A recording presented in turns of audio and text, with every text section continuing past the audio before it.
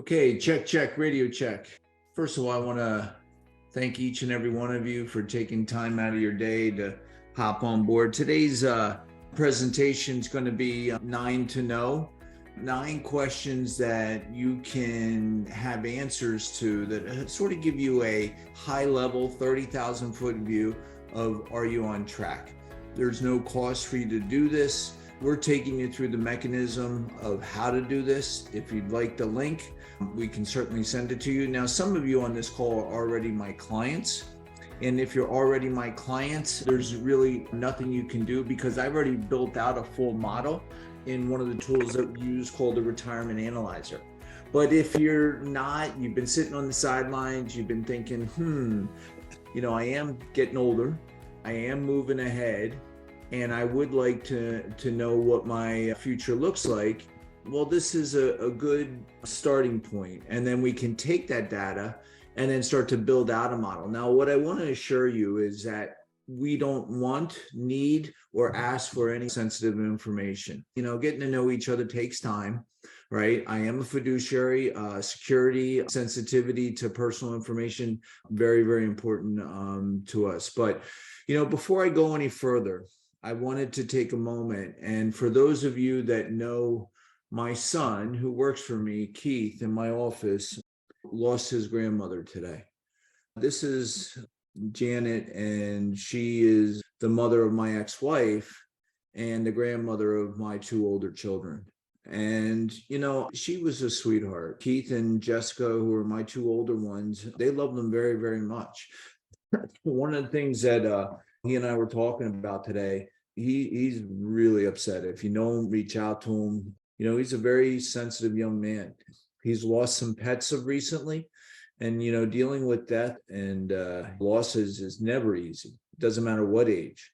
And I was sharing, I lost my grandmother at 12, and it was my first experience at losing a loved one.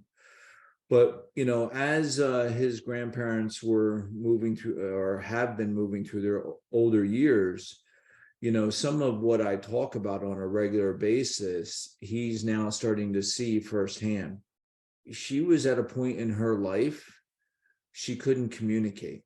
She was bedridden. She couldn't speak, couldn't write.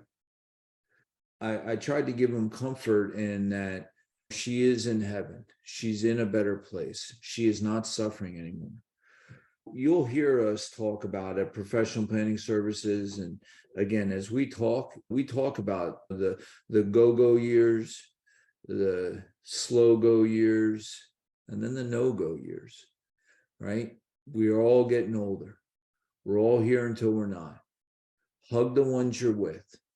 It's so easy to get caught up around other items.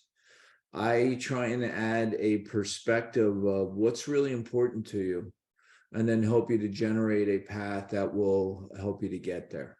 Whether you choose to deal with us or somebody else, just make sure that, we only get one shot on this planet. And, making sure that you stop to smell the roses and appreciate every moment. Just make sure that you take that time, because once it's gone, we want those positive memories in our life to look back on. And so if you know Keith, please reach out to him. If you don't, say a prayer for him. I'm going to take us through. This will be a relatively quick presentation today. 9 to know, obviously, how much can I talk about 9 questions, right? It really is data entry, but the algorithm and the information that it inputs does give us a picture of, are we on course? I use analogies a lot because I think, society has taught me that most of us are visually oriented. Most of us are, generally speaking, want to have some type of picturesque forecasts, right? My background's mechanical engineering. I can get into the weeds if we need to, but it's not always necessary. When we get into our car and we're trying to go somewhere, right, we have our GPS with us. If we're getting on a plane, we're pretty comfortable that the pilot knows what he's doing and where we're going. If we're taking a cruise or hopping on a boat, right, are we charting a course? Well, when it comes to retirement, it's sort of the same idea. If we're not going to drive there ourselves, right, then we need a guide that can help us to get there, that we have confidence in.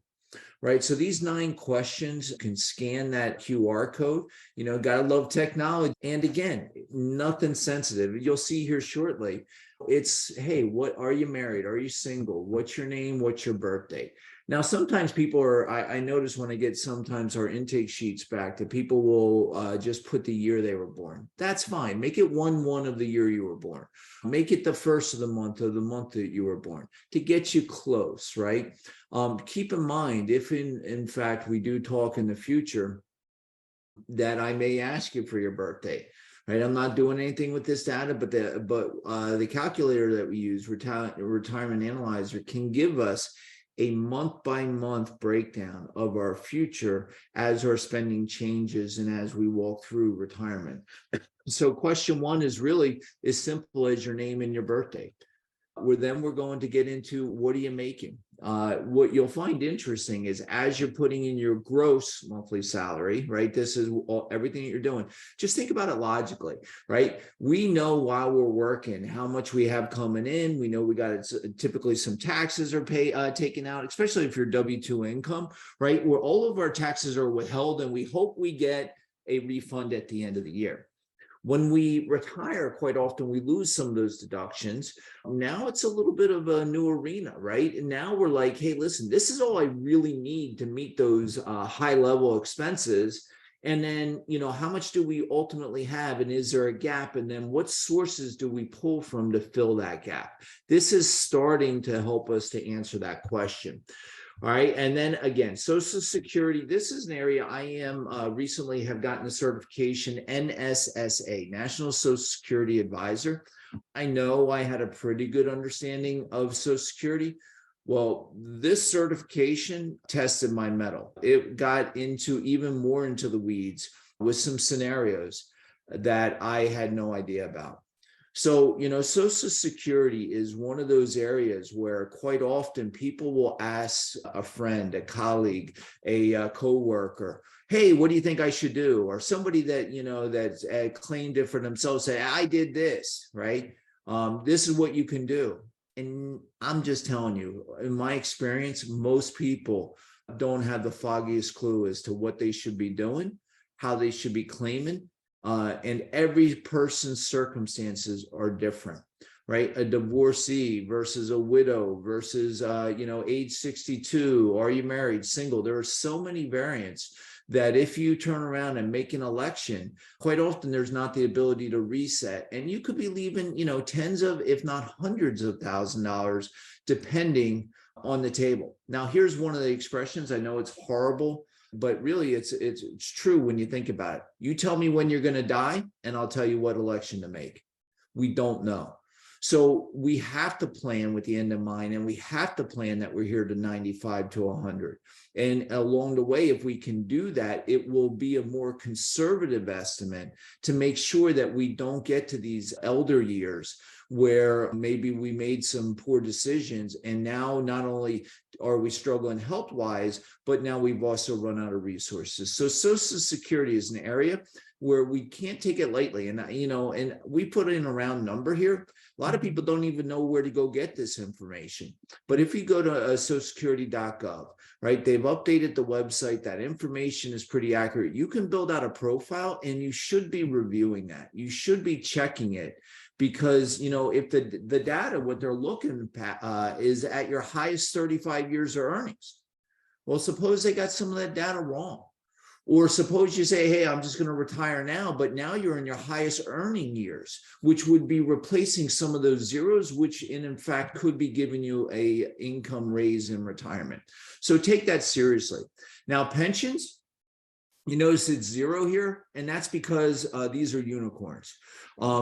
Every once in a while, I run across folks that do have them. God bless. If you have one, it will take the pressure off your portfolio. And then depending on, what election, are you married? Are you single? Do you have 1 pension, 2 pension? When do you turn it on? I mean, these are all things that can either help us or maybe cause us confusion as we enter into retirement. And as you can see, we're on question 4 here, and nothing here has been overly complex. So I'm just going to encourage you just to go back and take that the time to fill that out, and let us see if we can help. Now, question 5, hey, what are your accounts for retirement? And again, it's just an aggregate number. This is enter the total of all your IRAs, your 401ks, your 403bs. Those are all tax codes, right? These numbers sound intimidating, and most of us know what they are. You're like, what's a 457? It's another form for highly compensated employees to be able to squirrel money away. SEPs, simples, profit sharings, ESOPs, those are employee stock option plans, right? Maybe you have RSUs, restricted stock units, just whatever it is, throw it all into a catch-all, one big number, and put it here. Because again, they're each taxed a little differently. We're not trying to build a watch here. We're just trying to tell time. That's what these calculators allow us to do, to be able to start to forecast into the future. Are we on course? Now, the adjustments can come into, if we start to look into a little bit deeper dive, we'll go from there. And then what are you putting into your 401k? Contributions to all your accounts. Other accounts, right? So now we've talked about retirement accounts, but a lot of us save money in checking accounts, savings accounts, right? Maybe you put money over there and you didn't know where to do it. So we're going to get to that slide next, right? So you got some money in 50,000 in your check-in, maybe an account balance of 20,000 over there. You were saving for a rainy day. You're scoring some money. You're paying off the house early, whatever you're doing. Put it in. If you got questions, reach out. Again, we're on question 6. We're 2/3 away from our 9 to know. Now, rate of return. This is the area that I find people put, and I guess over my career, I used to give a whole lot more weight to rate of return. Rate of return is important, but is it the most important thing? In my experience, no, it is important, right? But people that will come back to me and say, oh, I can get, 15% on my portfolio. Okay. I'm not going to argue with you. I know it's possible. I know that people can get above average rates of return. But when you're chasing above average return, i.e. Bitcoin, cryptocurrency, you can be looking at above average losses or complete devastation. Be careful, right? When we're working and we're younger, we can afford a little bit more of those riskier swing for the fences type approaches. But as we get older, I've found that most people need to dial back and be a little bit more conservative. And where I see the mistake made is people panic because somehow they feel like maybe they haven't saved enough.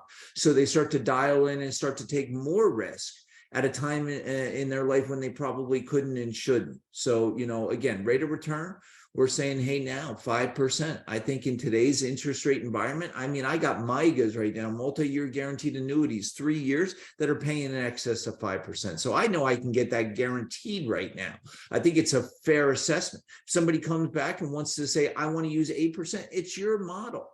I'll use whatever number you want to, but understand when we put these above average rates of return in there, we could see that variance that we see sometimes where we see swings of, 1,000, 1,200 points in the S&P in one day. And you go, wow, I'm not used to that. Now in 2008, you said, oh my God, my portfolio lost 60%, right? That hasn't happened lately. Can it happen again? I don't have a crystal ball, but I think it's in the realm of possibility. So we got to be a little conservative on our estimates on a go forward. 8, monthly expenses. This is the one where I find most people, I won't say struggle with, they just maybe don't think of it in the same context that I do. See, when we're working and we know and we can pull up our bank statement and we got our expenses. What is unfamiliar to a lot of people that are entering into retirement, right in those 64 to 68 years, 70 years, is your expenses will change as you enter into retirement, right? There are certain things that we now sort of have built into our model that maybe go away. I find that a lot of people want to pay off their house in retirement. A lot of people don't want a mortgage in retirement. And I'm not here to say yay or nay. I'm just saying, hey, listen, although that's gone, let's look at what expenses you might pick up. What are we doing for health insurance now, right? And into the future. How's Medicare work? How's Medicare supplement work? How's Medicare Advantage work? What's Part D? What are the costs for those things? Are we staying in New Jersey? Are we in Pennsylvania, Delaware, Florida? Where are we at? Where are we moving to? And what is the expense area in that environment? And then, as I mentioned earlier with my son's loss, what happens when we get older and we have an illness that demands a lot of our resources? Have we built in some type of safety net to help catch that in those retirement years, right? So especially if we're married, right, and you have this significant other who is maybe now a caretaker, right? It's just, I just have seen it now many times. And a lot of this stuff, you can get help with a little bit of pre-planning, right? So we'll talk about that in the future. But so that's expenses. And then contact information. So you put that in, you put in your phone number. That phone number is to my office in case you're wondering how to contact us. I wanted to go through the 9 to know to say, hey, listen, this will give us a picture that looks like this. I'm not here to tell you what you want to hear. I'm here to tell you what you need to know. And the picture's not always pretty. If you want to take an ostrich approach, if you want to say everything's fine, okay. But math is math. At the end of the day, if we're going to forecast that, there's a high probability of running out based on your inputs, this is what we do. We help extend this. I don't know that I can completely fix it. It's your lifestyle. But what are the things that we can and should be doing now to maybe smooth that out or to lengthen that or actually end up with a surplus at the end? This is what professional planning services does. This is what I built my business on, helping folks to accomplish your goals. If we can help, please reach out, let us know. It's not a race. The good news is we have some time. But don't wait too long because things change. The environment's changing. Volatility every day, right? News every day, right? I don't know what China's going to do. I don't know what Russia's going to do. I don't know what the next administration's going to do. But all these things affect our accounts. And quite often they're in areas that are highly sensitive to those issues. So we have to take plans or put strategies in place that help reduce that overall. Need anything? This is our CYA. There's my contact information. I really do want to thank each and every one of you for taking time out. Don't keep us a secret. If we can help you, please reach out, and thank you again. So I see a question. Can start be earlier than current age? Gene, just to answer your question for Social Security and pensions, depends on your age. Typically, if you're in everybody's circumstances are different. Let's take Social Security. The earliest typically is 62, unless you're a widow. There's other rules for that, or on disability. But for 90%, 99% of the people out there, age 62 is the quickest. But keep in mind, depending on your full retirement age, which is age 67 for most people on this call, could be 66 in some months. It's somewhere between a 25 and 30% reduction in your overall Social Security if you take it early. So if you got questions, reach out after that. We'll go from there. All right, everybody, have a great day, and we'll go and bye-bye.